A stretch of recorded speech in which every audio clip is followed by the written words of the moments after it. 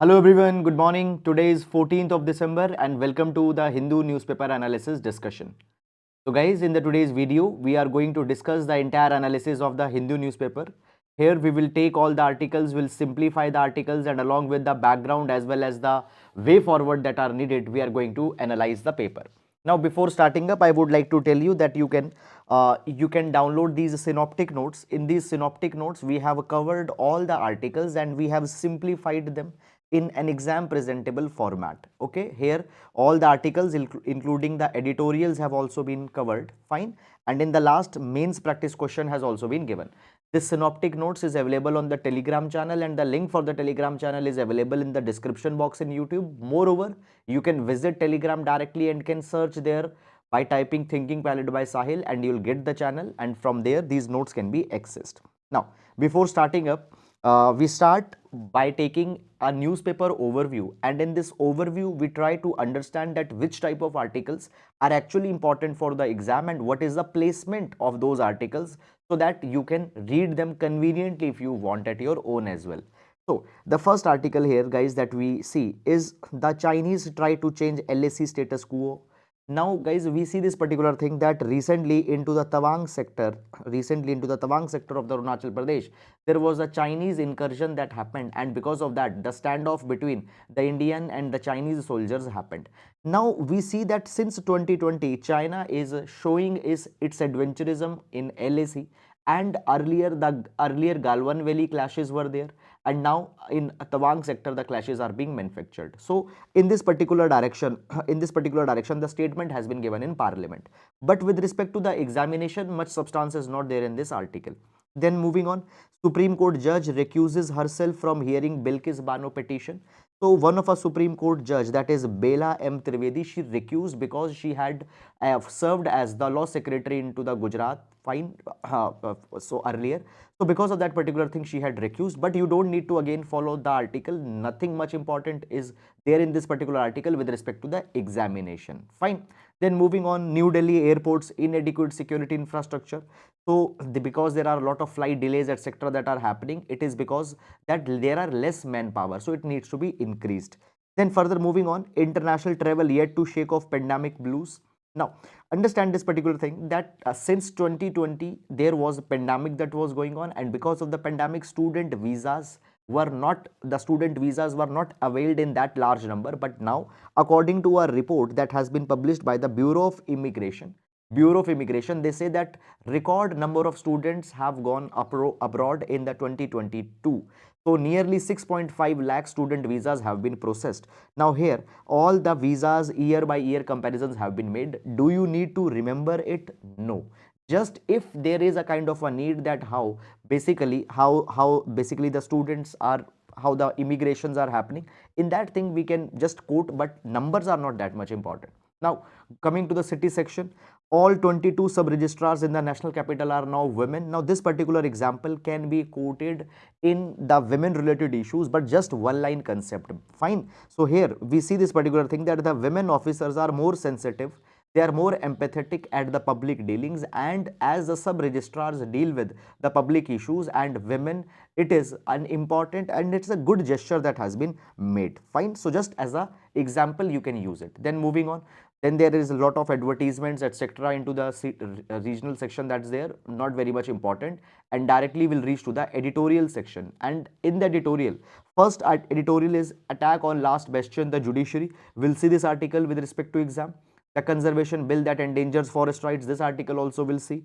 Gujarat as a model, the BJP should craft a more empathetic governance paradigm. So as we have seen that the election results have been announced, and in Gujarat BJP is making the government, so in that particular election basically the BJP is a stakes, fine.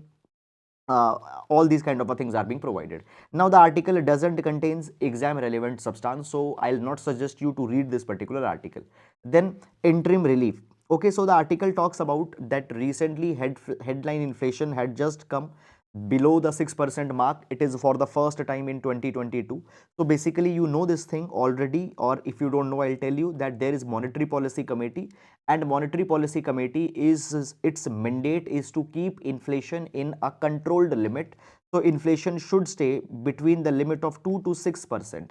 But for entire 2022, we have seen that inflation has breached 6%, but now it has came down. It is primarily because of the vegetable prices that had come down.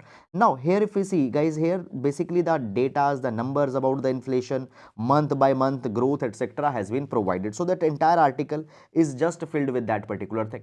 But you see that these data change every month. So by the time you'll write your exam, either prelims or mains, this situation would have completely changed.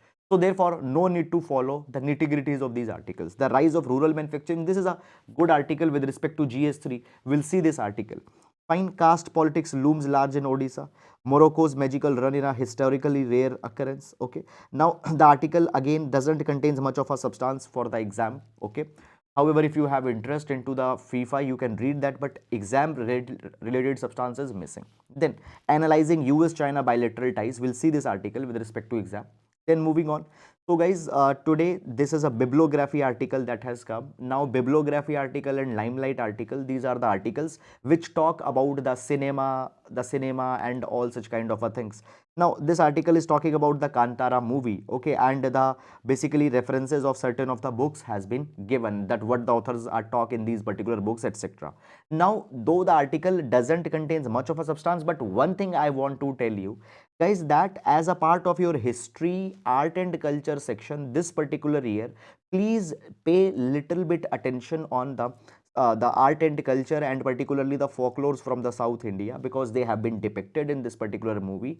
For example, the Theyam dance, Bhutakolas, Theyam dance, Bhutakolas, okay, and the the Kambala festival, okay. Please do little bit read about that. Fine. Uproar in parliament over the India-China clashes, as we have seen it now. Then further moving on, here the House panel's flag casual approach of setting up disability centers. We'll see this particular article. Then falsehood being spread, not important article guys for the examination.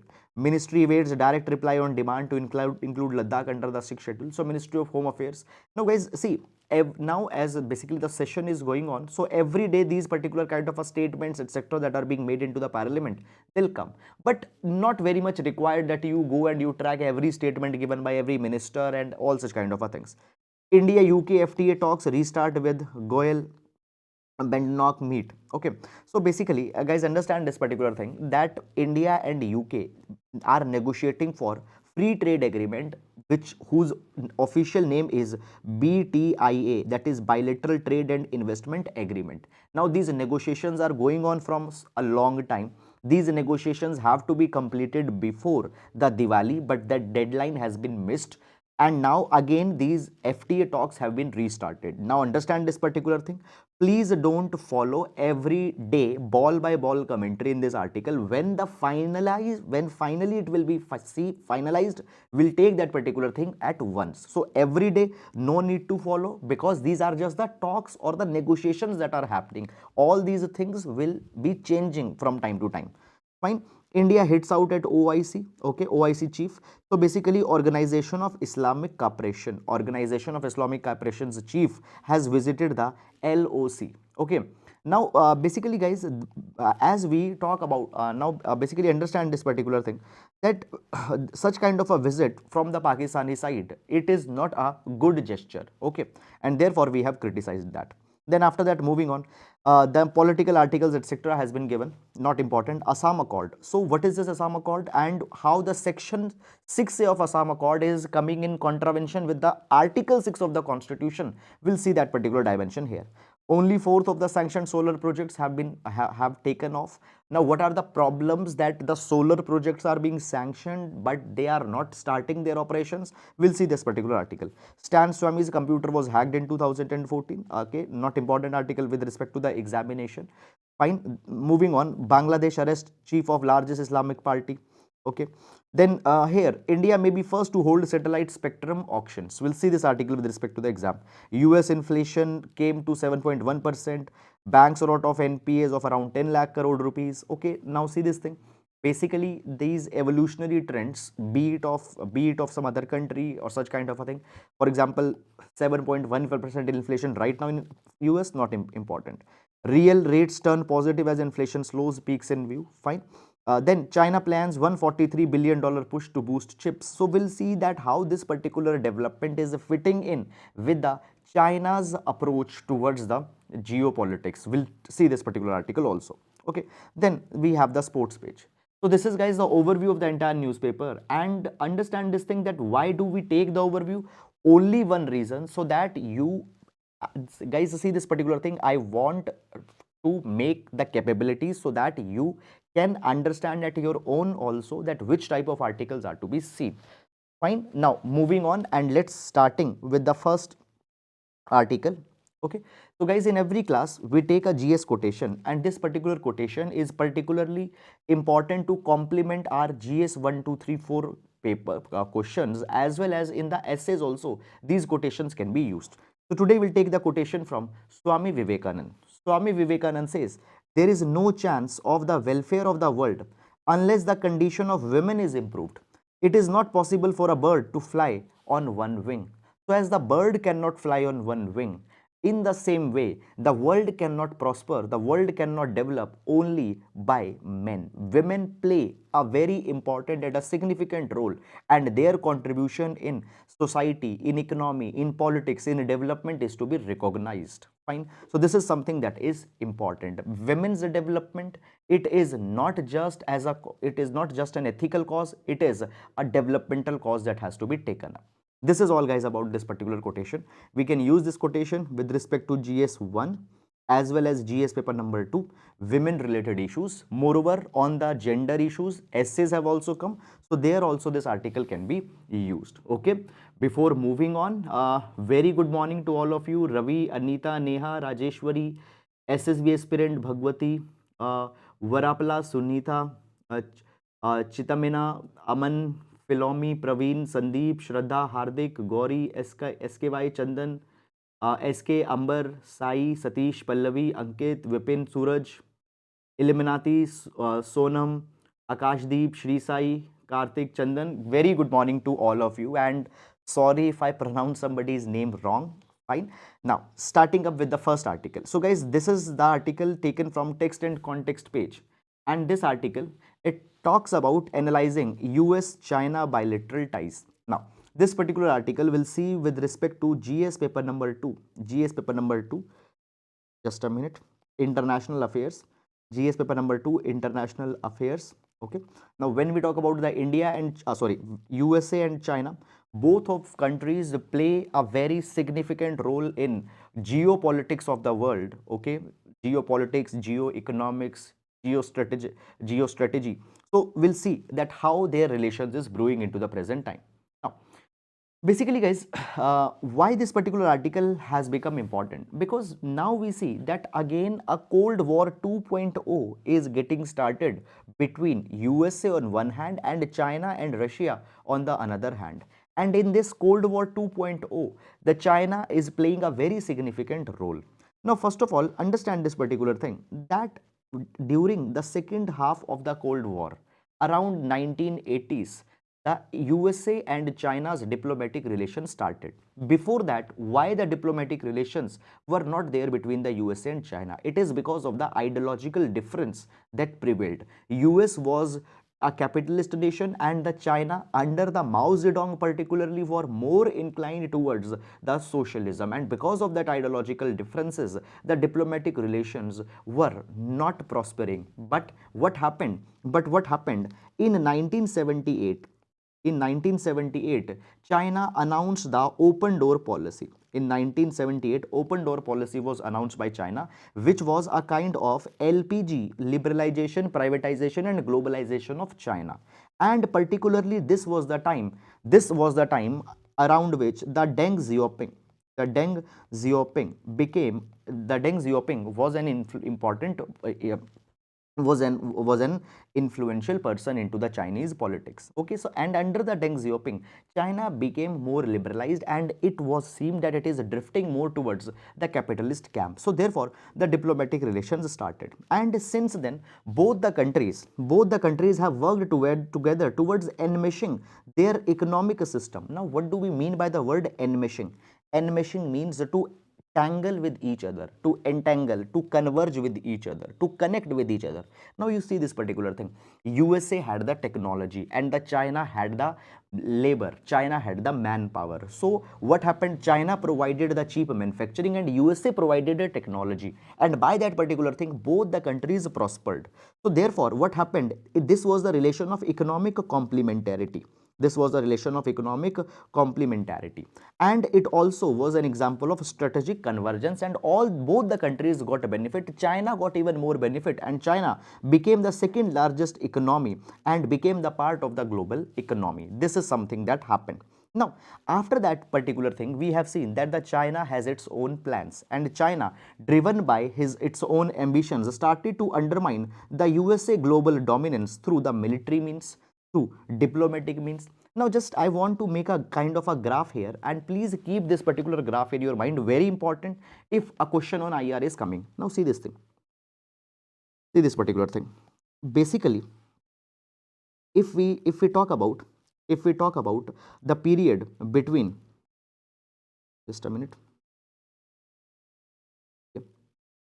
if we talk about the period till 1978, this was the period when the China was not very much basically when the China was not very much converged with the world, when the China was a kind of a closed kind of an economy. Is it clear or not? So this was the time when the China was a kind of a closed economy. Moreover, deliberately under the Mao Zedong, China tried to stay in a kind of a cocoon. Okay, but I've already provided you that in 1978, what happened? China came with the open door policy, and after coming with the open door policy, China started to follow. Just a minute. Okay. Now, after coming with the open door policy, China started to follow a philosophy which you can say, hide your capabilities, hide your capabilities, and bide your time, and bide your time. Okay. So China has started its growth, and at that point of a time, China did not want to frustrate, China did not want to irritate any country. So China says that we'll hide our capabilities and we will seek our time. Okay, so this is that era which continued from 1978 to 2000. Clear? But as 2000 came, the world countries came to know as how much China has developed.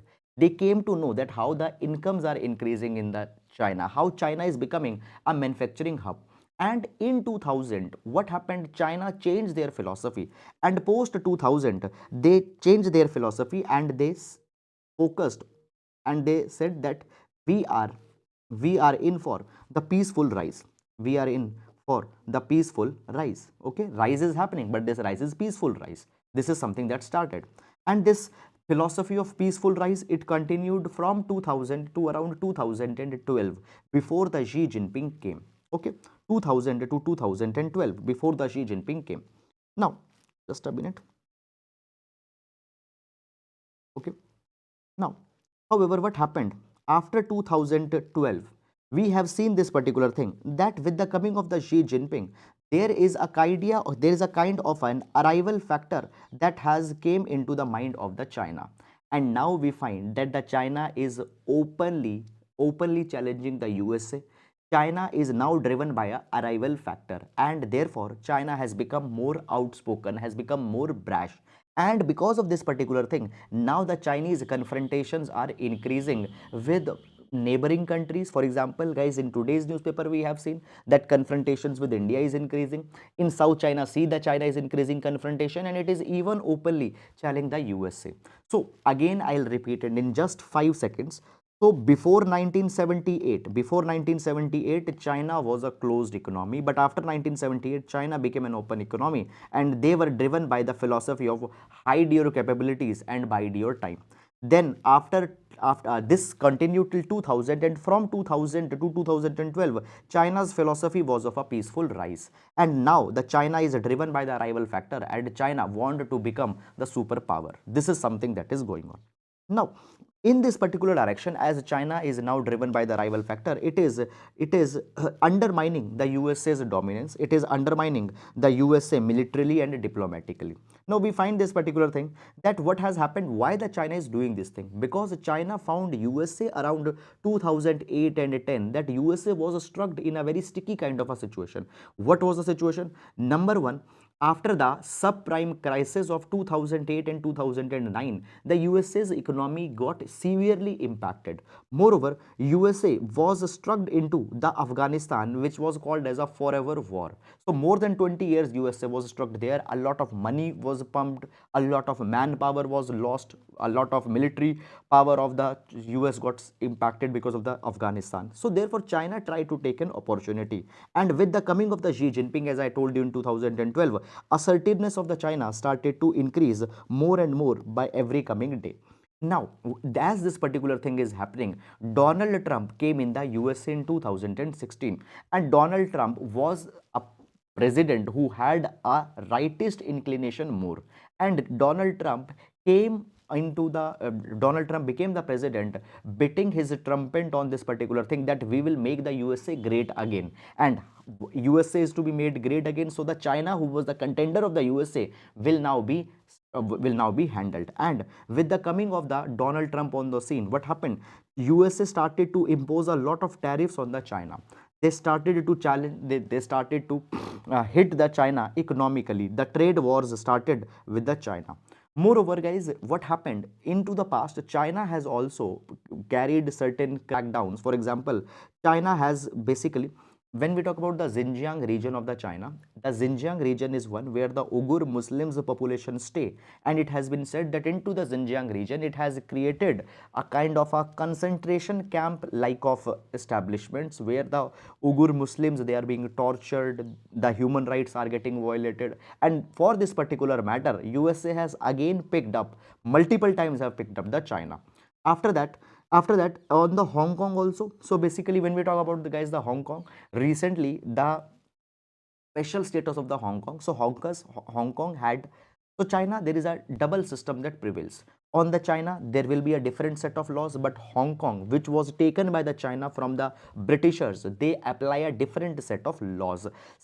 Basically, more of liberties and freedoms have been given onto the Hong Kong. But what had happened last year, actually in 2020, the national security legislation was passed, and onto the Hong Kong, a lot of compliances were imposed, and it was seen that it is an end of two system. The Hong Kong has completely been formalized into the Chinese system, and because of that particular thing also, the China got criticized.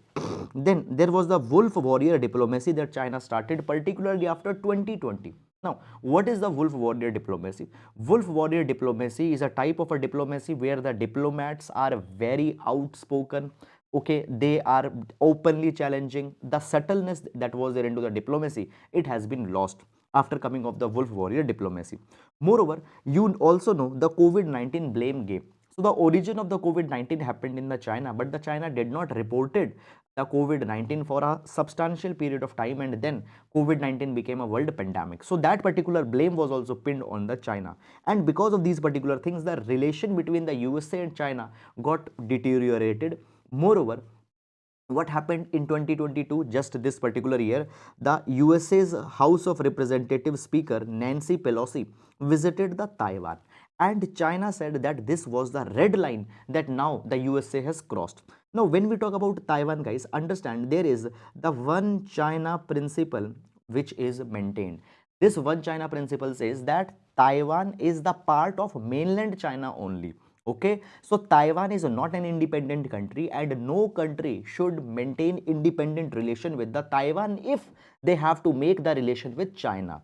Okay, so this is the one China policy of the China.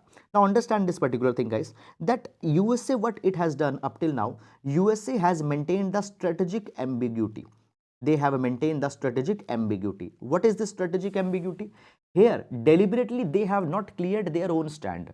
Though the USA maintains diplomatic relation with China, but at the same time, what they think on Taiwan, they have not said. But as a matter of but as a matter of caution, USA up till now did not maintain a complete diplomatic relations with the Taiwan, sorry, and they have not even sent such a high level delegation to the Taiwan also because of the China's one China principle. But now, as the relations between the USA and China were not going good, deliberately to frustrate, deliberately to irritate the China, the Nancy Pelosi visited the Taiwan, and this is something which China got irritated with.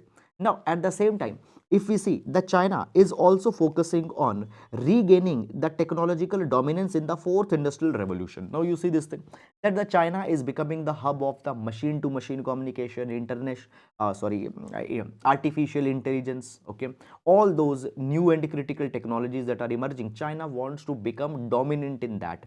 Particularly when we talk about the rare earth metals, China is the dominant leader in the rare earth metals. Now here, to just show that how China is trying to increase its technological dominance, I have picked this article in today's newspaper only. It's there.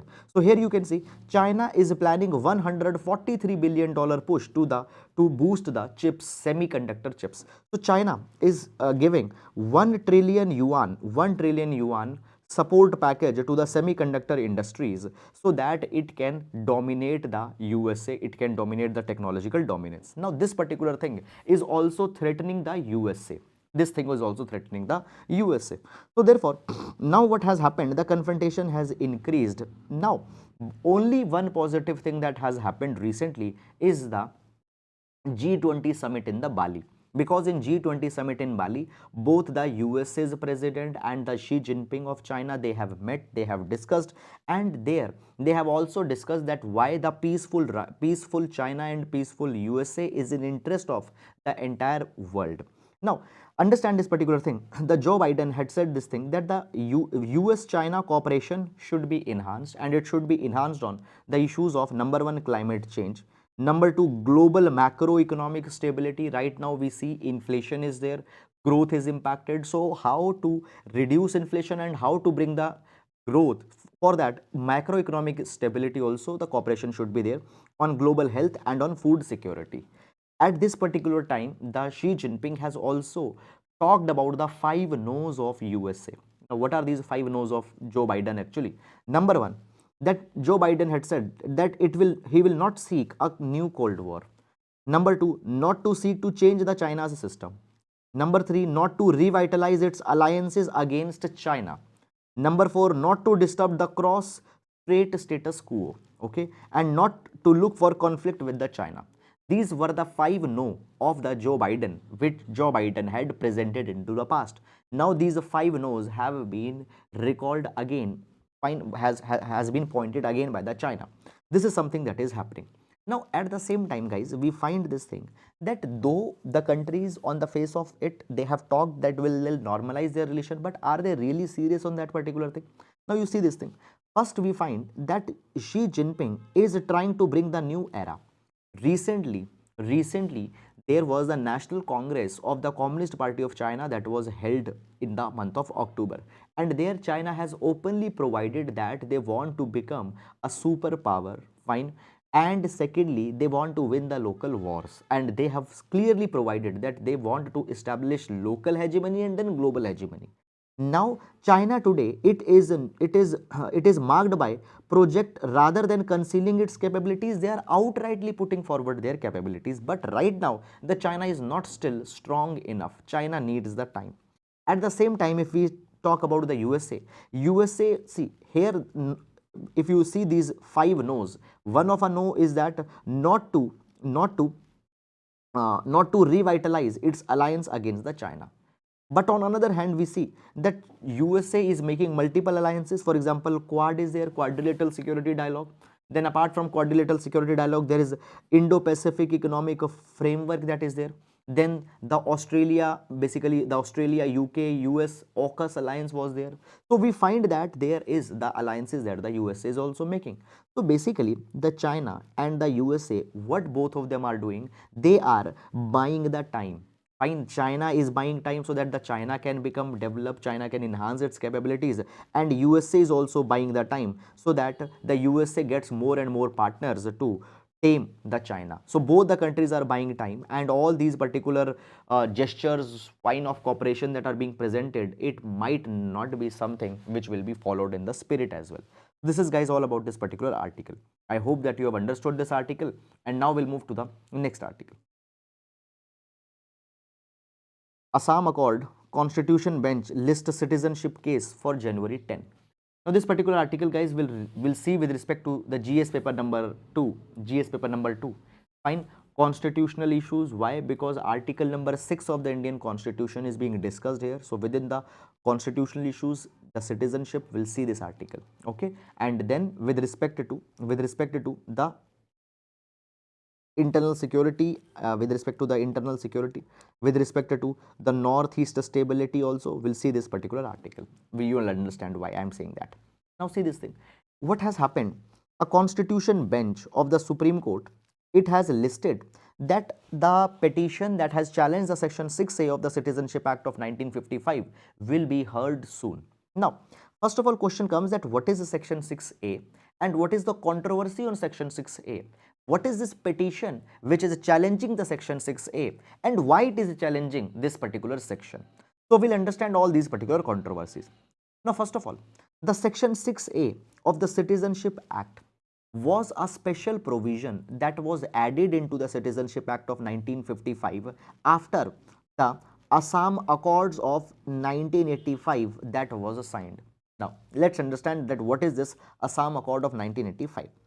Basically, guys, what has happened in the state of Assam, there are large number of immigrants or large number of refugees that have entered over the years. Particularly, guys, what had happened? Now you see this particular thing in 1966. These are certain events that I want to tell you. We are going little bit beyond the scope of this particular article. See, in 1966, there was the Kaptai Dam.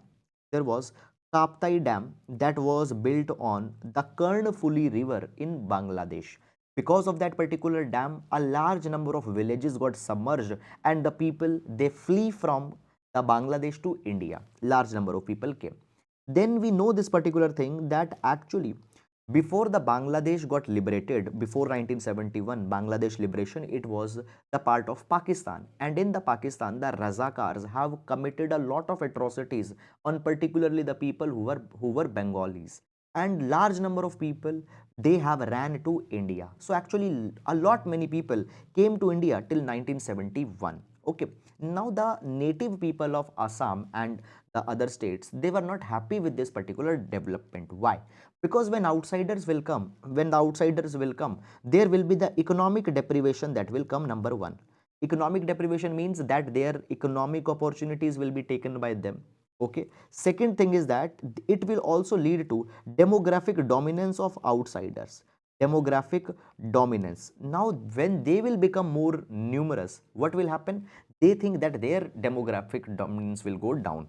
And thirdly, over the period of time, as they will get the electoral rights, political rights, again that particular thing will be impacting the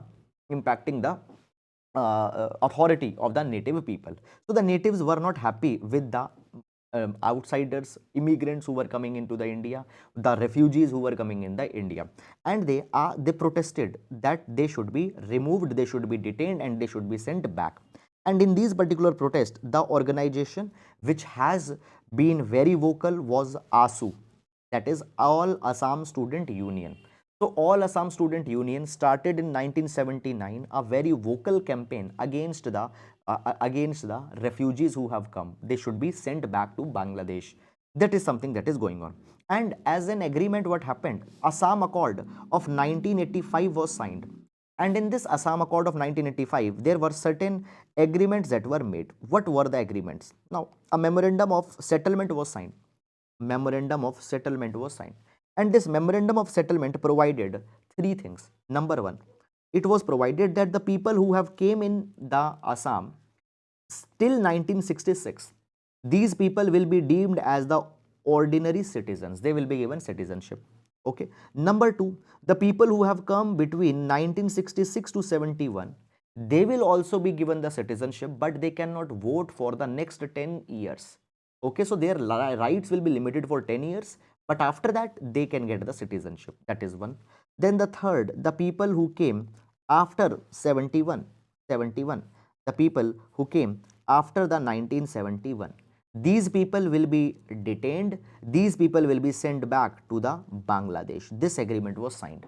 Now, to implement these particular things, to give the citizenship to the people who came till 1966 and between 1966 to 671, the section 6A was added in the Citizenship Act of 1955. Clear? Here we can see that this section 66A of section 6A was added in the Citizenship Act of 1955. This thing happened. Now this provision is being contended by many of the political parties. They say that this particular provision is wrong and it is actually violating the Article 6 of Indian Constitution. Let's understand that what problem is there. So it's being said that under section 6A, the foreigners, that is the Bangladeshi people who entered before 1966, they have been given ordinary resident status. We have already seen it. And the people who came between 1966 to 71, they have also been given the rights, except they will not be able to vote for 10 years. So they have also been given a lot of rights. Now this is saying that it is discriminatory. Why? Because Article 6 of the Indian Constitution clearly provided that a cut-off date for granting citizenship to immigrants will be 1948. So if you have read your Lakshmikant, you already would have seen this thing that 1948 was the cut-off date that was provided. But now what has happened? That cut-off date is fixed till 1966. So this is something which is problematic. So therefore this petition was filed, and actually in 2015 a 3-judge bench referred this particular case to a constitution bench. Constitution bench is that bench where minimum 5 judges will be there. Now since then the petition is lying. We have seen this thing that NRC National Register of Citizens have been finalized in 2019. Even the Citizenship Amendment Act has come 3 years back, but up till now no decision or no hearings and the decision has not come on this section 6A petition. So therefore now it has been fixed, a date has been fixed, that is the January 10. Now you don't need to remember the date, okay, and now this particular matter will be heard. When finally the decision or the judgment will come, we'll see that particular thing also. But till then you don't need to follow day by day development, but you need to understand this entire controversy that we have discussed since 1950s up till now. So this entire controversy, that is the memorandum of settlement, okay, and the developments, that why the people came to the India, you need to know that. Fine. So this is all guys about it, and now we'll move to the next article. Only 1/4 of the sanctioned solar projects have taken off, says minister. Okay, one thing is there guys, that I have used one particular point, that this particular article, the last article, it will also be important for the internal security. Why? Because often when the outsiders have come in India, it has been said that they will bring a kind of an internal security challenge because we have a lot of porous borders, and it has been said that many number of times the insurgency which is there, they'll play a catalyst role in that thing. It is said. Fine. So because of that thing. Now coming back to the article, only 1/4 of sanctioned solar projects have taken off, says minister. Okay. Now this particular article will see with respect to GS3 energy infrastructure. Moreover, with respect to GS3 environment, renewable energies. Okay, we'll see again this particular article. Now before going in this article, I will like to tell you little bit of data with respect to the solar energy in India, and after understanding this data, we'll go in the details of this article. So if you remember, India had committed that 1,75,000 megawatt or 175 gigawatt of renewable energy will be deployed by 2022. This is the target that India has taken. Now out of this 175 gigawatt, 100 gigawatt or 1000 megawatt was to be deployed by the solar power. Clear? Now in this capacity, a large number of solar power plants are being deployed throughout the country. Now first of all, let's see that where we have reached actually. So as of the most updated data that we have, that is of October 2022, it's being provided that 61,000 megawatt, okay, of the solar power has been installed. Okay, so we need roughly around 40,000 or 39,000 megawatt of solar power also to achieve our target of the 1 lakh megawatt, or simply let's use the small numbers, 100 gigawatt. So we want to develop 100 gigawatt. Okay, 61 gigawatt have already been installed, so 39 gigawatt more is to be deployed. Okay, keep it in your mind. Now what has happened, union government has already sanctioned the projects worth 39 gigawatt already. But now a question is being raised that okay, you have sanctioned the projects and yes, on the paper you have achieved the 100 gigawatt target, but how many of them are actually operational? How many of them have actually taken off? How many of them are actually producing the electricity? Fine. So in this particular direction, the question has been asked.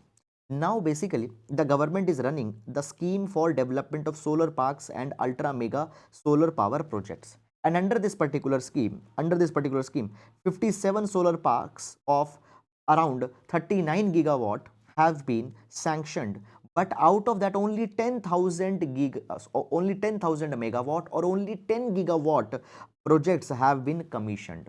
So we find that out of the total projects that was sanctioned, just a minute, out of the total projects that were sanctioned, just 25% have commissioned, have started to work.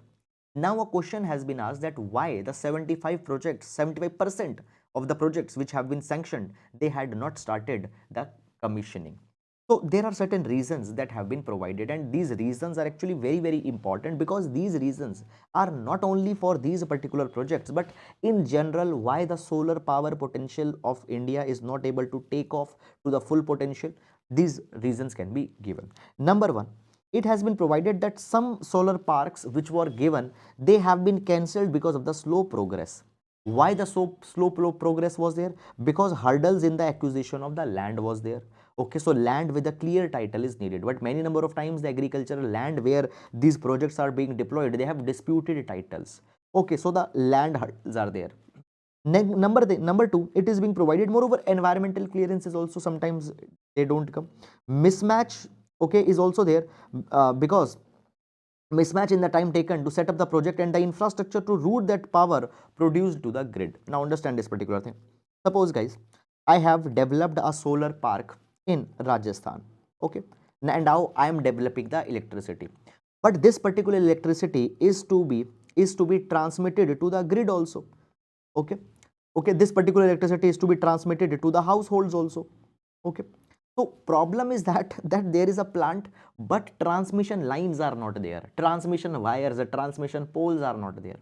So few years back, what happened in some of the schools in one of a state in eastern India, I'll not take the name, in some of the schools, the biometric attendance system for the teachers were deployed, that when the teachers will come to the class, they have to put their biometrics so that we can see that whether the teachers are coming on time or not. Very good. But actually electricity connection was not there. Okay, so how the biometrics will function if electricity connection is not there? So in the same way, the plants have been developed, but the transmission lines are not there, and because of that particular thing also, the many of the plants, they are not able to pick up. Then the third issue is the environmental issue. Okay, economic activity that got halted because of the COVID-19. This is a reason, and a very important reason is the Great Indian Bustard issue. Great Indian Bustard issue. Now we have seen this issue independently also multiple number of times. Guys, actually the Great Indian Bustard, it is a critically endangered species. Okay, these are the Great Indian Bustard are critically endangered species. They have a very poor frontal vision. So many number of times they are not able to see the wires, electricity wires that are going across, okay, in the Rajasthan. By the way, the Great Indian Bustard, find substantial, biggest numbers of the Great Indian Bustard are found in Rajasthan. And when in Rajasthan the solar plants are there, when the electricity wires are going, they are not able to see that, they get trapped in that, they get electrocuted and they die. Because of that particular thing, it has been said that now just 200 Great Indian Bustards have left in Rajasthan. And because this thing, why this thing is happening? Because of the encroachment done by the solar power projects, because of the wire of transmission that is there, and because of that particular thing, Supreme Court has directed the power companies that they should lay the underground cables, not a overhead cable, underground cables needs to be laid down. But the companies, they are saying that it is impractical and will increase the cost if the underground cables are laid, and because of that particular thing, many of the parks are becoming unviable, and therefore they are not able to start their electricity, because of that particular thing, electricity production is not being started. So these are, guys, all the reasons that why only 25% of the newly sanctioned projects have been able to take off. So this is all about it. I hope, guys, that you have understood it, and now we'll move to the next article. Now, this is a very, very good article, The Rise of Rural Manufacturing, a very good article for our exam. This article we'll see with respect to GS paper number 3, GS paper number 3, manufacturing sector. Okay, now let's take the article. So basically, guys, when we talk about India, first of all, largest number of people in terms of the employment, they are involved in agriculture. Around 54 to 55% of the Indian population is directly or indirectly involved in agriculture. Okay. However, the output of the agriculture sector in terms of the GDP is not that much encouraging. Okay, so contribution of agriculture in GDP is not that much encouraging. The next comes is the manufacturing sector. Now, first of all, guys, in terms of the people which are involved, manufacturing sector deploys a large number of people, but again, the biggest contributor in GDP is the service sector. Okay. Now, when we talk about manufacturing sector, there is one very big shift that is happening in manufacturing sector. What is this biggest shift? There is urban-rural manufacturing shift that is happening. It simply means that the manufacturing plants, they are relocating from urban area to rural area, or even when the new manufacturing plants are getting deployed, they are directly coming to the rural India only. Now, this particular thing, it is being called as a mixed bag. Mixed bag means that it is both positive as well as negative. On one hand, it can transform the rural economy, so it is positive. But on another hand, it can also hamper the growth potential of these companies. So therefore, it is a negative also. We'll see these things in detail. Now, first of all, this particular pattern of urban-rural manufacturing shift was identified in the into the World Bank report of 2012. World Bank report of 2012, and the name of this particular report was, Is India's Manufacturing Sector Moving Away from Cities? In this particular report, it was provided that these manufacturing plants are moving into the rural locations. Okay, two trends are there, and it's very important. I'll highlight it. Just a minute. Now, see this thing. What is happening? Formal sector, formal industries are moving away from urban area to rural locations, one thing. And second thing is that the informal sector is moving from rural to urban area. Informal sector is moving from rural to urban area. This is something that is happening. Now, when we take the latest annual survey of industries for 2019 and 2020, so when we take the annual survey of industries, it shows that rural segment is a significant contributor to the manufacturing sector's output. Today, when we talk about the manufacturing sector output, it has been provided that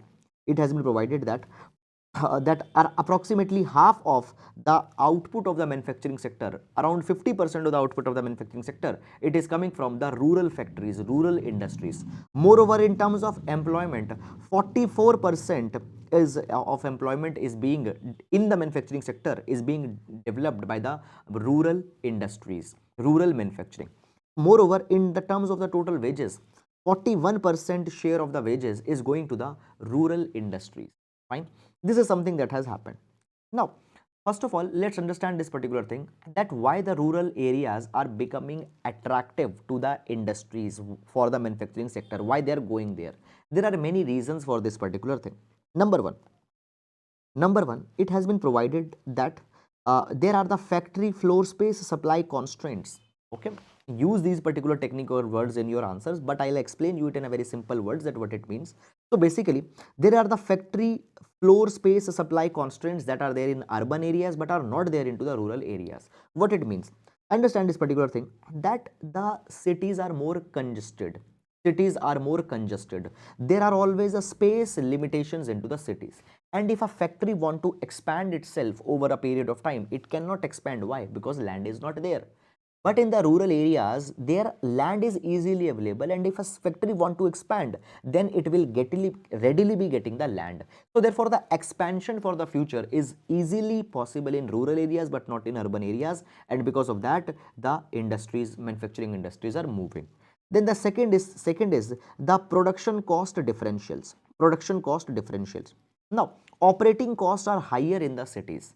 Okay, but in rural areas, the operating cost is less. Okay, so everything, we always say that life is less, basically life is simple. Okay, expenditures are more, not more into the rural India, into the tier 2, tier 3 cities. So production cost differentials are there. Third, we find this particular thing. This reason has been advocated by the Marxist geographers. Now, what the Marxist geographers they say?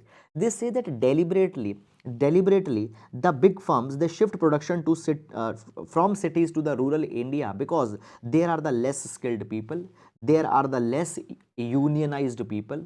Okay, and these less unionized, less skilled people can be exploited more. Their bargaining power will be less, and therefore they can be exploited more easily compared to the urban India's people. So therefore they also move there. Okay, and at the end of the day, more work in the less wages can be done, so less costly labor will be there. So these are the reasons, three reasons. And guys, excellent uh, article. I'll rate this particular article as a 5-star article, because you see this particular thing, that such critical thinking based questions are actually asked into the GS paper number 3. So even on this particular article, a kind of a question can be framed. That is a possibility, because a very relevant kind of an article is there for the exam. Now, the article is saying that there are the advantages as well as challenges of this particular relocation from urban to rural India in terms of manufacturing that is happening. Let's understand this particular thing. Number one, it's being provided that the advantages. Number one, basically, a source of livelihood diversification is being provided into the rural India. Today, when we talk about agriculture sector, we always say that there is the disguised employment that prevails in agriculture sector.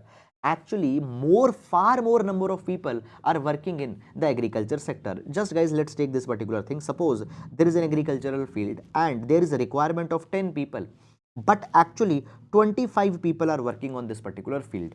Now these 25 people, in a way, they are employed, but was there need of these 25 people? No. These 15 people who are additionally working, they could have worked somewhere else and could have contributed economically, but this is a very big problem. Now guys, understand this particular thing. Agriculture, I told you that around 54% people are directly and indirectly involved in agriculture.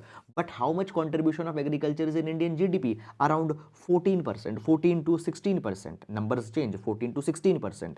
So therefore, we need to take the people out of agriculture and we need to place them in manufacturing, we need to place them in food processing or some other areas. And in this particular capacity, as manufacturing is moving in the rural India, it is good. Fine.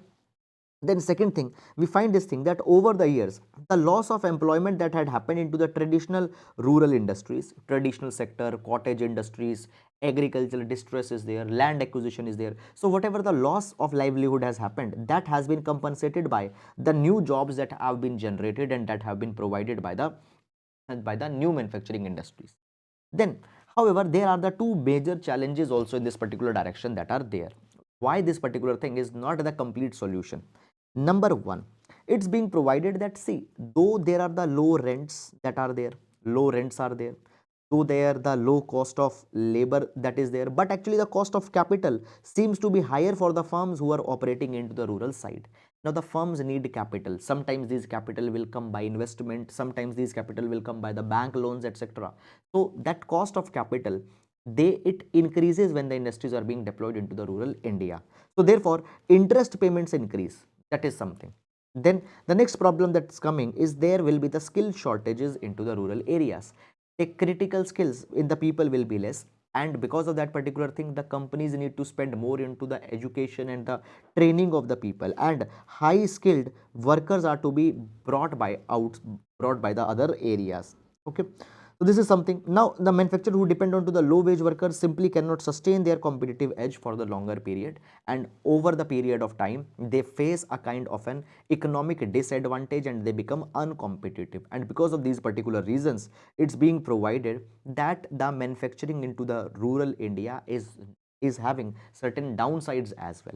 So this is guys all about this particular article, a very good article. And again I say, a 5-star article, a direct question can even be expected from this particular article. So that's all, and now we'll move to the next article. A conservation bill that endangers forest rights. Okay. Now, what this particular article is talking about, this article is talking about the World Wildlife Protection Bill, Wildlife Protection Bill, fine, which will amend the Wildlife Protection Act 1972, Wildlife Protection Act 1972. Now, we'll see this particular article with respect to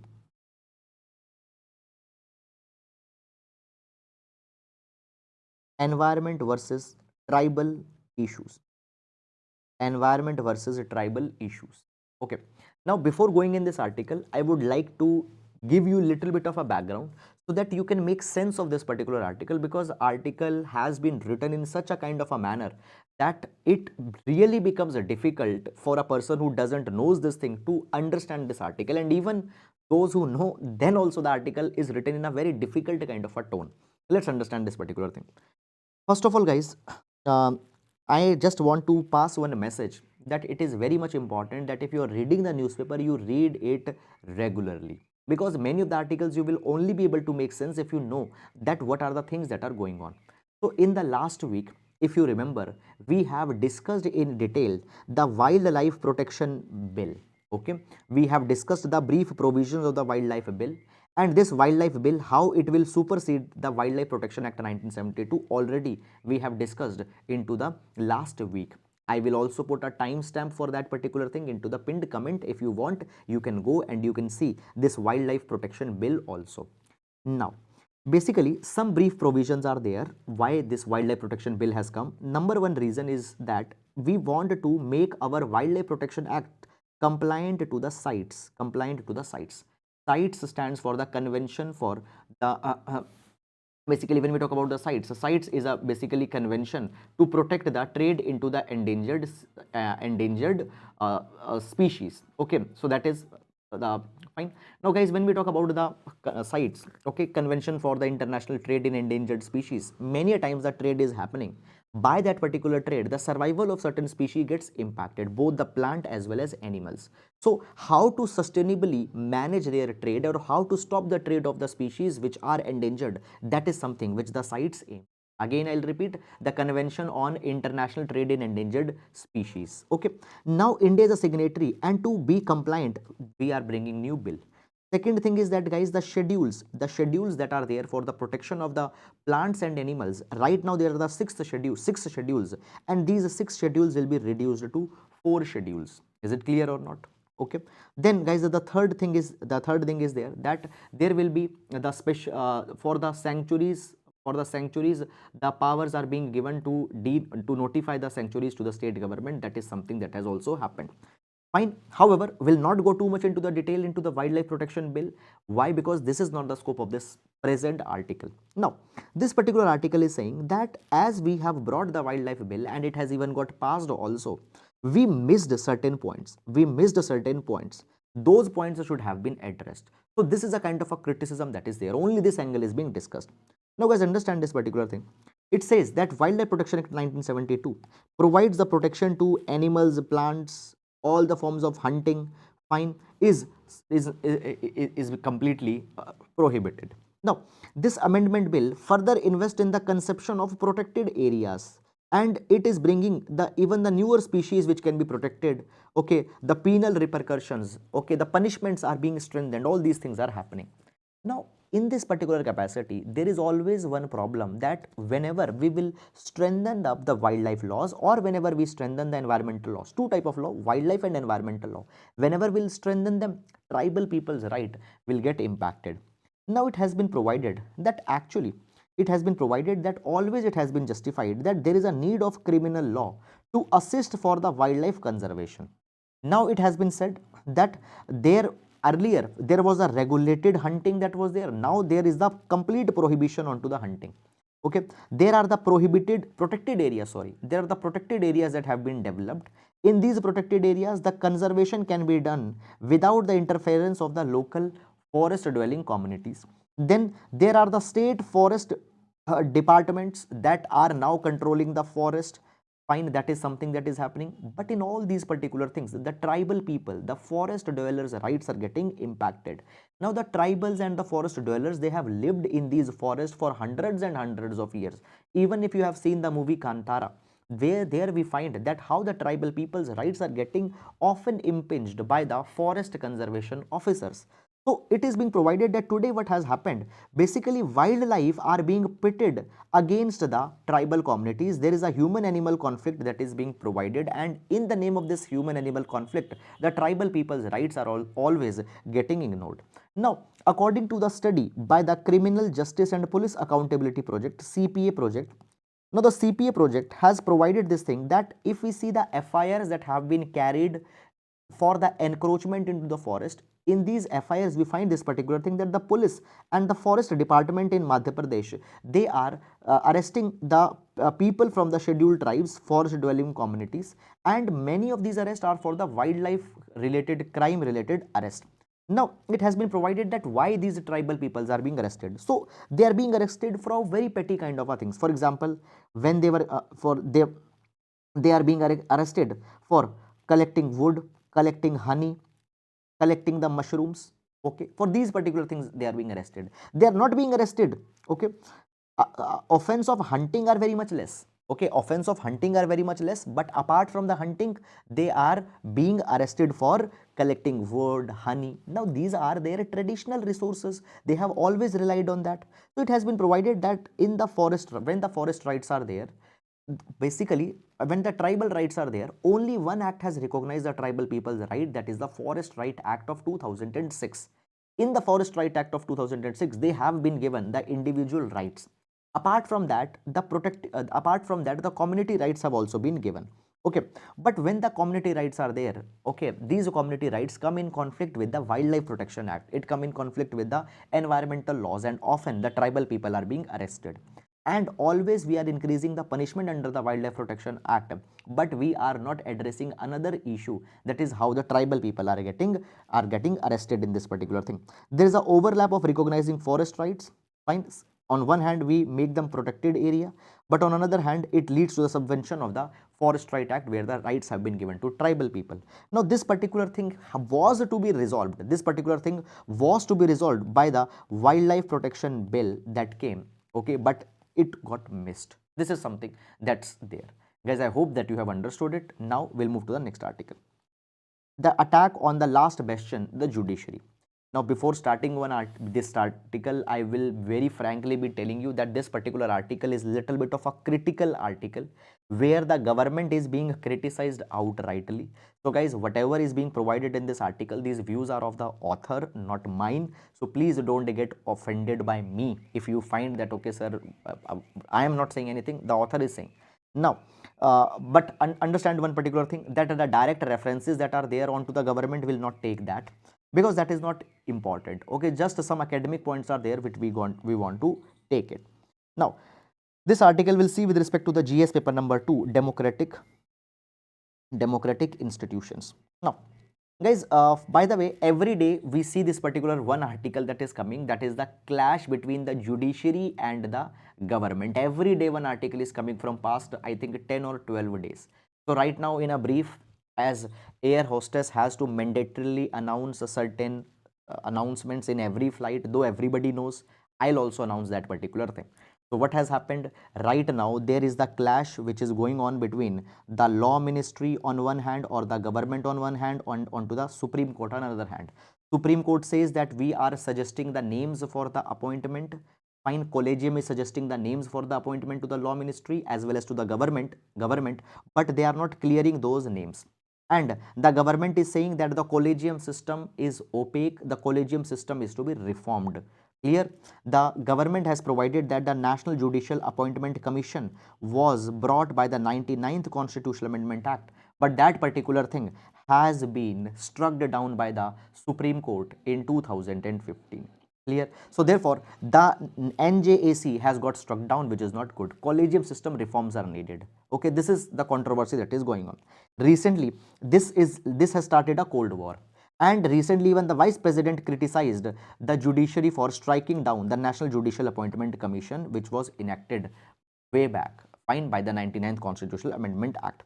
Now the author is saying this particular thing, that when we talk about the role of a Supreme Court is actually the custodian of the Constitution and the final arbiter of the law, final interpreter of the Constitution. And always in the history, there have been the systemic attacks that have been made onto the Supreme Court. For example, under the Indira Gandhi government, basically the independence of judiciary was tried to be curbed. In the, basically, you might be knowing the controversy of the Justice A.N. Ray. Okay, when the senior most judge was not elevated as a when the senior most judge was not elevated as the Chief Justice of India. So by that particular thing, the judiciary was tried to be subverted. Now also it has been said that this particular move is not just a kind of a reform, rather it is an attempt to discredit the judiciary, to discredit the institution. And it has been said that the government, now again the author is saying this particular thing, that the government has developed a well-crafted strategy to subvert the democratic institutions. According to the author, it is being said that the National Human Rights Commission has been made as dormant. The other agencies, for example, activists, journalists, students, political opponents, whenever they criticize, they are being arrested. Fine. The election commission, okay, on the independence of election commission also the question marks have been raised. We have seen this particular article also, fine, that how the election commission, it is being, now even a petition is going on. Okay, moreover the information commission is also not very much functional. So basically we find this particular thing, that democratic institutions are getting hijacked. Academicians, press, civil societies, they are getting hijacked. It has been said that when we talk about the judiciary, in the past judiciary has become resurgent. Fine, last few chief justices, first particular justice N.V. Raman, justice U. Lalit, justice D.Y. Chandrachud, they are more assertive and they are outrightly tagging and calling the government whenever government is not doing their duty. And because of that particular thing, then now they are being getting subverted. So it has been provided that when we talk about the judges appointing judges, it is not a good idea. Okay, new structure is needed. But guys, this particular thing is needed to be handled more professionally, and it should not be taken as an opportunity to subvert the democratic institution. This is something that has been provided in this particular article. So guys, that is all about it. And now we'll move to the next article. India may be first to hold satellite spectrum auction. Okay, now first of all, understand this particular thing, guys. Again, first of all, we'll see this with respect to the communication infrastructure, GS paper number 3. But up till now, nothing concrete has happened. Basically, what has happened? It is being provided. It is being provided that India will be, in the times to come, in that months to come, India will be the first country to auction the spectrum for the satellite communication, or the SATCOM. Now understand, there are the many companies which are running their ambitious satellite programs. For example, the Elon Musk is there. When Elon Musk is running a program, then there is the OneWeb, then the Amazon is launching the constellation of satellites which will provide the communication. Satellite communication will be very much effective into the forested areas, into the inaccessible areas where the mobile towers or the broadband internet connection is not there. So the satellite communication will be very much instrumental in such kind of an areas. Understand that satellite communication will provide continuous connectivity, but in terms of speed, it might not be that much fast as compared to the 5G, etc. Now, we are going to auction the spectrum for the satellite communication, and in this particular direction, the TRAI, that is a Telecom Regulatory Authority of India, will soon make the recommendations as how the permissions can be taken from the Information and Broadcasting Ministries, Ministry of Space, Ministry of Telecom. Okay, now the TRAI will hold the discussion with the regulators worldwide and will develop a kind of a mechanism and will auction the spectrum in this particular direction. So this is something that will be done, and India will become the first country in this direction. Okay, so that is all, guys. However, detailed concrete details have still not come in this direction till now. When they will come, we'll discuss it. Okay, and then finally, the House panel flags a casual approach of government over setting up disability centers. Now, as I told you that basically the proceedings are going on in the parliament, in this particular direction, this particular article has come. Basically, guys, it is being provided that the Parliamentary Standing Committee on Social Justice and Empowerment had said that the union government is showing a casual approach for the disability people's issues. So basically, it is provided that there are the district disability rehabilitation centers that are to be established. In total, in 269 designated districts, these district disability rehabilitation centers were to be deployed, which can help the rehabilitation of the disabled people. But out of these mandated 269, only 55 to 60 disability rehabilitation centers has actually been deployed. So therefore, government is showing a kind of a casual approach in this particular direction. But guys, government had provided one particular response and they have said that actually as of December 8, already they have deployed all the DDRCs that were to be established. But now here, if we see, there are the difference of opinion that has come.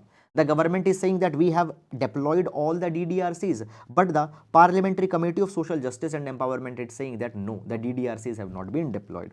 Basically, the committee have said this particular thing, that actually government is saying that if even a one-time money has been given to one DDRC, they say that it has been deployed. But no, you don't need to give only one-time money to these committees, but you need to regularly support these particular committees by money, by financial resource, by economic resource. So that is something that is to be done.